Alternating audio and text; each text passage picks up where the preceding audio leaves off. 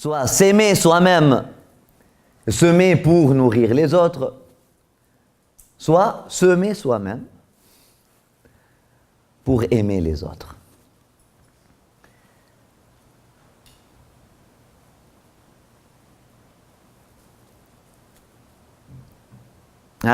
C'est un message qu'on a voulu, qui nous parle volontairement.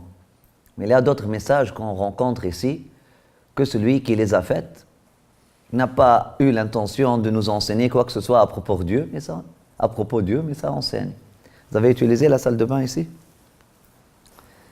On dit, attention, ça fonctionne avec un œil magique. Il suffit de... Hein? Il suffit simplement de mettre les mains au-dessous. Hein? Simplement. Accueille la vie à bras ouverts, cœur et bras ouverts. Ça fonctionne. Si ce robinet-là fonctionne avec un œil magique, que dire de la grâce de Dieu?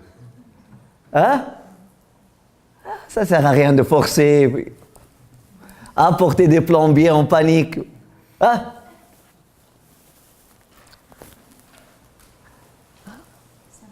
Simplement. Il suffit simplement de placer vos mains au-dessous. En mode réception. Ya Yahya, khudh al-kitab biquwwa. Si tu veux recevoir, place tes mains au-dessous. Une attitude de perméabilité. Sois perméable, prépare-toi pour recevoir. Ya Yahya, khudh al-kitab biquwwa. وآتيناه الحكم صبيا وحنانا من لدنا وزكاة وكان تقيا وبرا بوالديه ولم يكن جبارا عصيا وحنانا من لدنا وحنانا من لدنا وزكاة وكان تقيا. Nous lui avons donné dès un jeune âge ou dès un âge précoce ou depuis son enfance, nous lui avons octroyé une saisie, une maîtrise, une capacité de discernement, une force de discernement, mais aussi nous lui avons donné une tendresse. Comme si le Seigneur, afin de ne pas donner chance aux illusions des illusionnistes, qui pourrait confondre force avec violence, tout de suite après avoir dit « reçois le livre avec force », il dissipe ces illusions-là, tout de suite après, il parle de la tendresse, tout de suite après. Ya Yahya, reçois le livre avec force, et nous lui avons donné la saisie, la maîtrise, la sagesse. Dès un jeune âge, ou dès un âge précoce, mais aussi avec la force, quoi. Et nous lui avons donné une tendresse. Nous lui avons donné une tendresse qui vient de qui? Qui vient de nous. La création de Yahya ne dépendait pas des causes, ainsi que son éducation. Les parents n'avaient aucun rôle à jouer dans la création de Yahya, ainsi que dans l'éducation de Yahya. Mais ladunna, de nous, Est-ce que de Zacharie, de Élisabeth? C'est l'éducation de Zacharie et d'Élisabeth. Addabani Rabbi fa ahsana ta'dibi, comme l'a dit son frère Mohammed sallallahu alayhi wa sallam. C'est mon Seigneur qui m'a créé de rien, qui m'a éduqué, et non pas mes parents. Tous les prophètes étaient éduqués par leur Seigneur.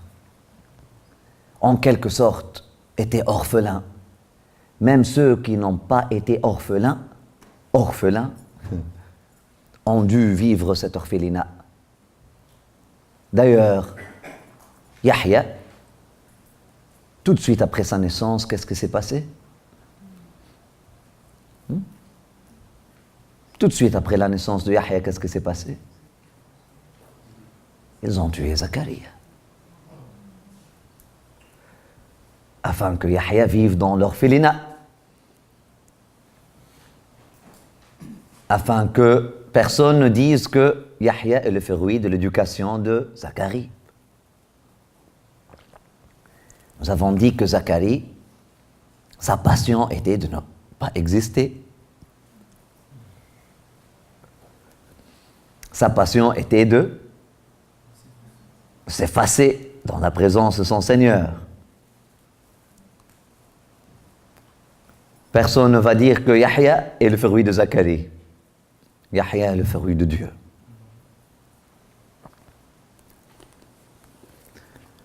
C'est pour ça Dieu il dit wa ataynahu. Nous lui avons octroyé, nous lui avons donné le discernement, nous lui avons donné la maîtrise, nous lui avons donné la force par laquelle il peut saisir, nuancer, saisir le sens caché et les nuances qui puissent exister dans un texte dès un âge précoce. Et nous lui avons donné quoi? Ainsi qu'une miséricorde, ainsi qu'une tendresse, venant de qui? Venant de nous. Une tendresse venant de nous dans les livres de littérature. Et nous avons dit que Yahya est un héros de plusieurs histoires d'enfants, malheureusement pas de nos jours, mais nos ancêtres ont grandi avec plusieurs histoires de Yahya, sur la tendresse de Yahya, avec la nature. Yahya avec les colombes, Yahya avec les fourmis.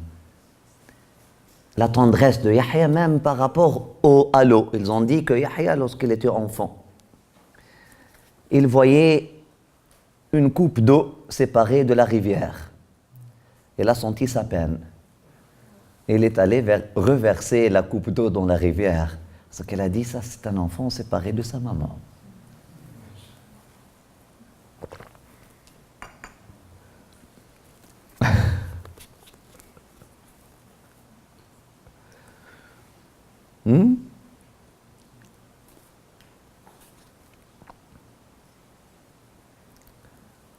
Une tendresse, une miséricorde venant de nous.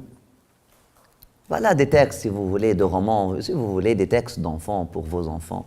Vous pouvez les écrire de cette façon. Pas bataille de Badr pour enfants.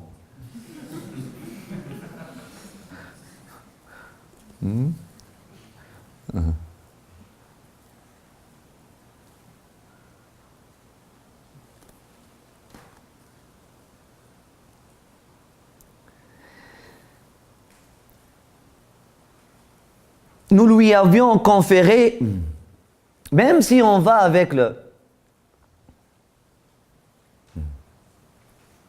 sens, bien que hukm, ça ne veut pas dire autorité, non, impossible.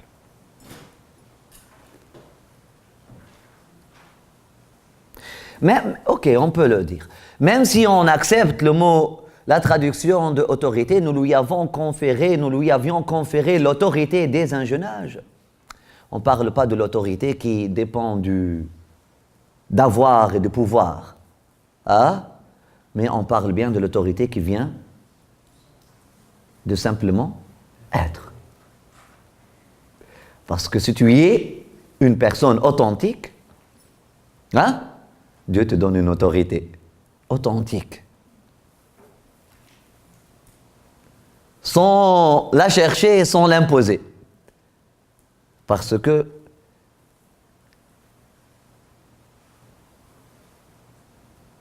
les images et les êtres humains et les réalités cherchent le réel. Nous lui avions conféré une autorité, une présence dès un jeune âge, donc il était obéi, ce qui est aussi vrai selon la littérature et l'histoire, que Jean le Baptiste, Yahya, il avait un tournant historique avec sa naissance. Et oui, ils ont tué son père, mais lui, Dieu lui a donné cette autorité-là et en même temps lui a donné l'amour des gens. Ça vient de la prière de son père.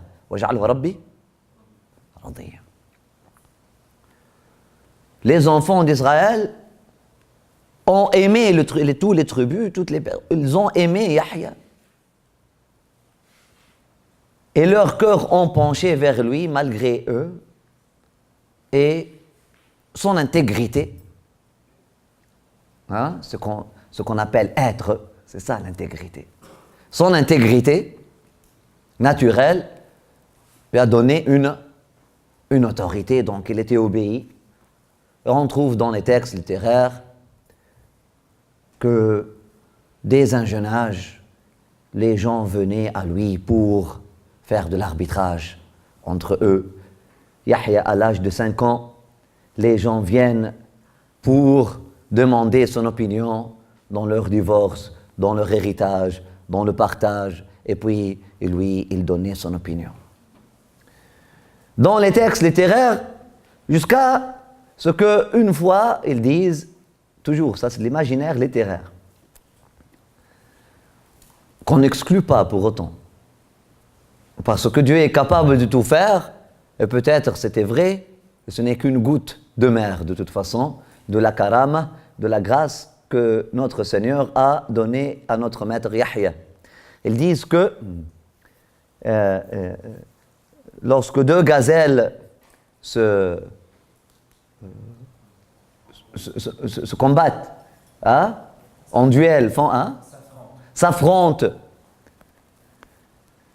et une d'elles perd la corne, les 2 gazelles viennent à Yahya pour demander qu'il juge entre elles. Il était juge. Il était juste. Même les animaux viennent chercher sa justice. Rien d'étrange. Nous avons des histoires dans des récits authentiques par rapport au prophète Mohammed sallallahu alayhi wa sallam comme ça. Une fois, le prophète sallallahu alayhi wa sallam marcha avec ses compagnons à côté d'un oasis, à côté d'une ferme. Ils sont rentrés, ils étaient invités par le propriétaire pour manger, puis rester dans l'ombre un peu et manger. Et là, ils sont rentrés, et puis un chameau vient accourir vers le prophète sallallahu alayhi wa sallam, embrasse son orteil avec des larmes aux yeux, et le prophète l'écoute, et puis il lui dit quelque chose, l'écoute, puis il lui dit quelque chose, et le prophète sallallahu alayhi wa sallam, avec sa tendresse, était en train de masser le cou, le cou, c'est ça? Le cou du chameau, jusqu'à ce que le chameau s'est calmé. Après ça, le prophète a appelé le propriétaire. Il a dit, ce chameau-là est venu se plaindre. Il a dit à Rasulallah, il se plaint de quoi? C'est un vieux chameau, il ne me sert à rien. Il a dit, c'est exactement à cause de ça qu'il se plaint. il se plaint de ton ingratitude envers lui. Il a travaillé toute sa vie, il m'a dit qu'il a travaillé toute sa vie pour toi, qu'il s'est sacrifié toute sa vie pour toi, qu'il a travaillé fort pour toi, et maintenant, lorsqu'il est devenu vieux, tu parles souvent mal de lui, et tu le traites mal, et tu ne lui donnes pas assez de nourriture, parce que tu penses qu'il ne te sert plus à rien. Au point que il a dit ce qui l'a blessé le plus, ce que hier soir, avec ton épouse, tu lui as dit, si sa viande était mangeable, je l'aurais sacrifiée.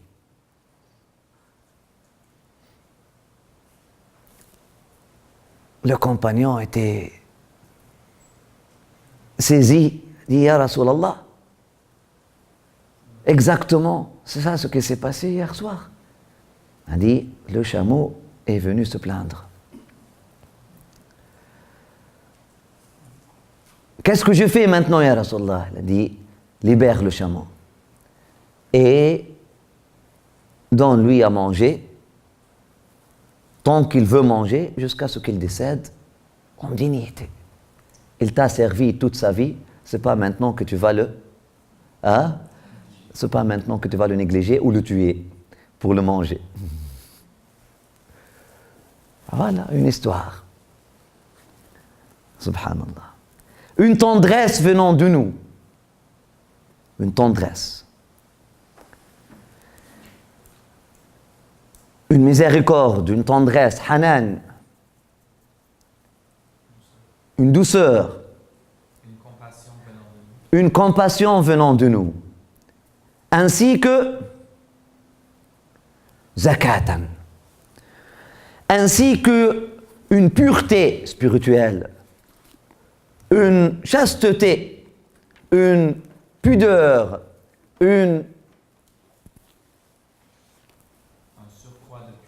un surcroît de pureté, une pureté, je dirais, une élévation spirituelle, un raffinement spirituel, une finesse spirituelle.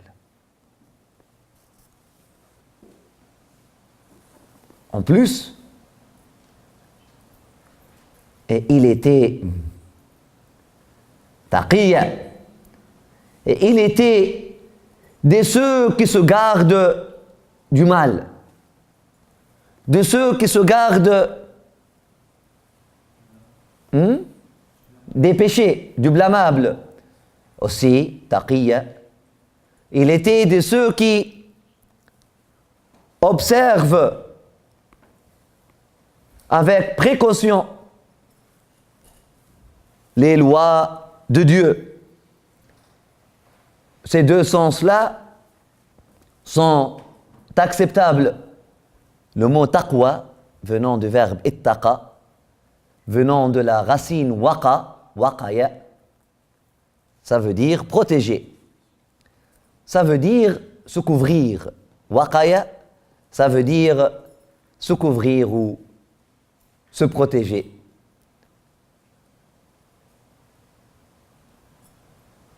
Ça peut vouloir dire se protéger de la colère ou de se protéger de la punition divine, se protéger du mal,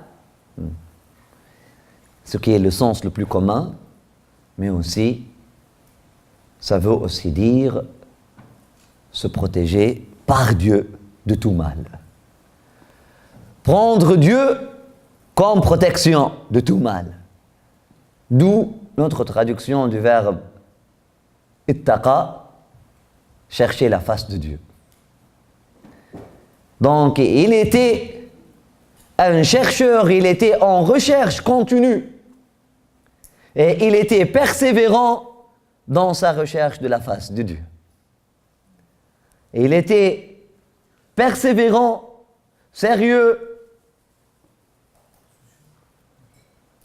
assidu. Il a pris garde. Dans la recherche de la face de Dieu.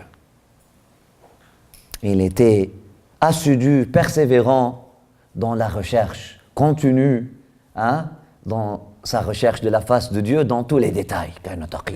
Dans tous les détails, il cherche la face de Dieu. Et les deux sens ne s'excluent pas. Parce que si tu cherches à te protéger du mal de tes propres actions, tu vas te protéger du mal de tes propres actions par qui? Par Dieu, par sa grâce. Et même si tu cherches à te protéger de Dieu, Dieu, je te crains. Et si tu le crains, tu vas vers qui? Hein? Tu cours vers lui. Tu cours vers lui. Tu ne peux te protéger de Dieu que par? Tu ne peux te protéger de Dieu que par Dieu. Tu ne peux fuir Dieu que vers? Tu ne peux chercher refuge de Dieu qu'auprès d'eux.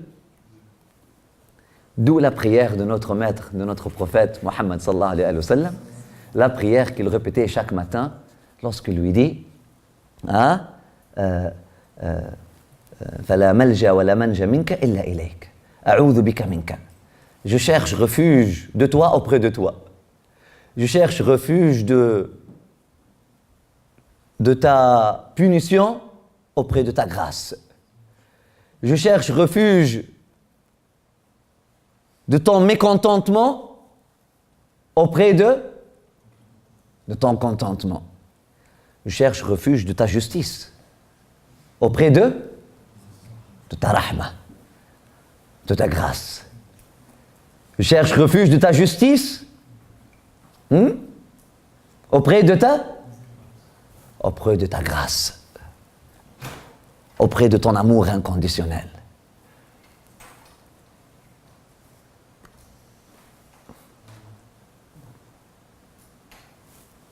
وَكَانَ تَقِيًّا.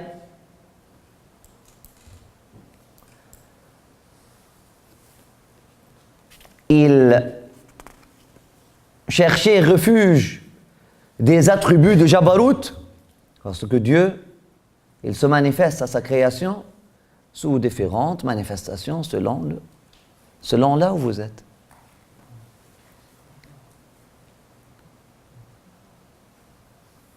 Il cherche refuge de la manifestation de qahr, de l'intiqam, la justice divine, dans les attributs de Rahamut, la miséricorde, la clémence et la beauté et l'amour divin inconditionnel. فَلَا يُتَّقَ اللَّهُ إِلَّا بِاللَّهِ. Parce que tu ne peux pas te protéger de Dieu que par Dieu. La malja wa la manja minka illa ilayka.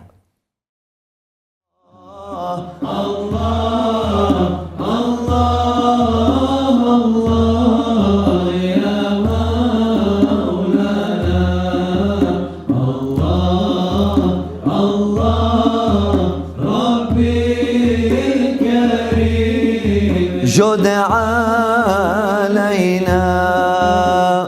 Mes yeux ouvriront aux gens bénis, intimes, fidèles de la cité de Dieu. Allah. Quand entendrai-je enfin l'appel de mon bien-aimé être Chantez dans vos lieux.